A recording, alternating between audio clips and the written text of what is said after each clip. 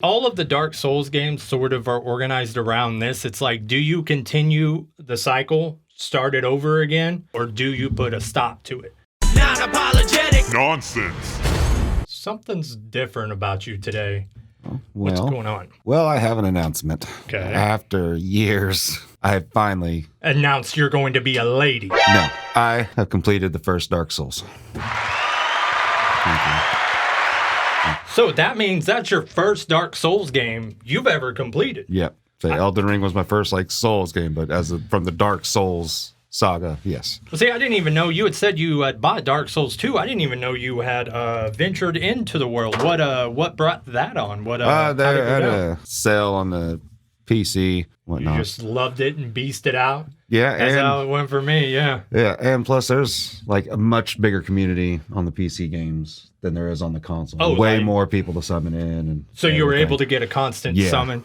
Yeah, I didn't quite have that luxury. There were a lot of summons to have, but there were some boss fights I wish I could have got a summons that it was not happening. When you start Dark Souls 1, you have an option of going 3 different directions. Where did you, you're at Firelink Shrine, and then where did you venture off to first? I think up top. I rang the first bell. You went towards the Gargoyles. Yes, okay, the bell gargoyles. Now let's talk about that. So you walk on that rooftop, right? Yeah.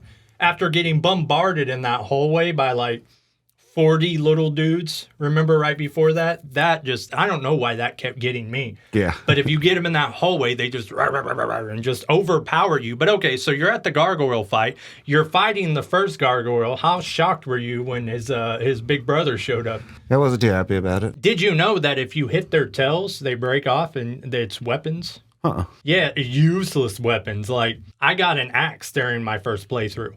But it's just like you would imagine a tail being with an axe on the end, and when you swing it, it's limp. Yeah, I mean, maybe it's good for some people. Really wasn't good for me. What was the hardest boss for you? What just made you bang your head against the wall in the world of Dark Souls? The duel, was it Smut?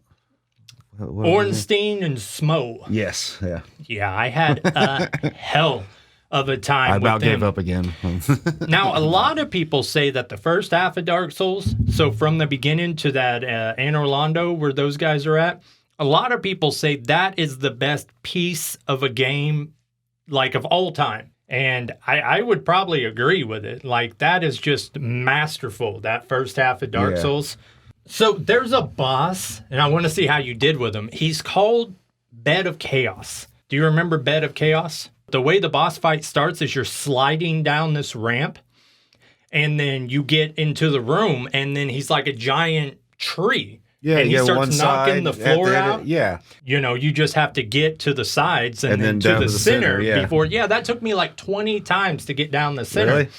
Yeah, you were able to do it easily? I would say it took me a few times. I don't know if it took me 20. Because he knocks the floor out, and if you're not in the right spot, you're just dicked. Yeah, that guy was crazy. Now, with this game, Dark Souls 1, they did... like a pointless boss. Yeah, a lot of people do hate it. They had the first of something that became a theme in Dark Souls games, which was a poison swamp. So how did you fare in your first journey into the poison swamp? Not well. Just screwed? Did you explore the area of the swamp thoroughly? Or did you just run straight across to the witch spider boss? I think that's what it is. But yeah, I found the safest route to get through there quick. If you go left, there's a giant tree down there. Okay, did you interact with this tree at all? I don't think so. If you interact with the tree, you're going to find a little indention, right? I don't think it's on ground level. I think you have a ramp of a tree or something broken down there. You're going to see a little room, and if you hit the back of it, it's a hidden wall, okay? And then there's a chest. And then I was in that little spot with the chest, just dicking off, playing around with a weapon. And then I had no reason to. I hit that back wall behind the chest, and it was a double fake wall.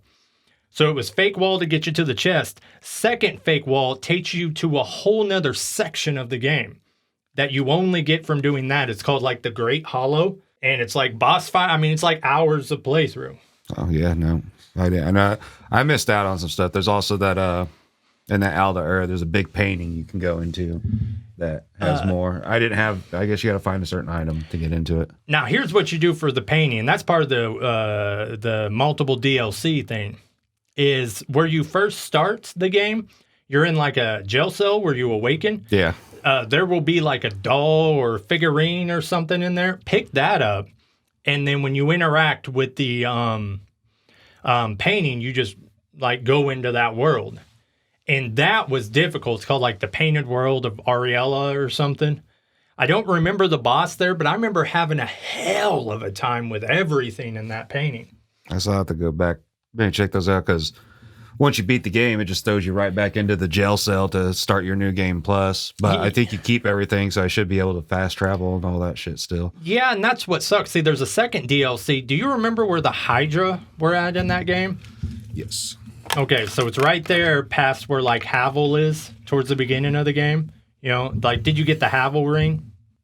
I'm not sure. Havel ring is a must in Dark Souls. If you can make your way to kill him, you'll get Havel's ring. Havel's ring is in all the Dark Souls games, and it allows you to carry like a lot more weight than you should be able to without, you know, fat rolling.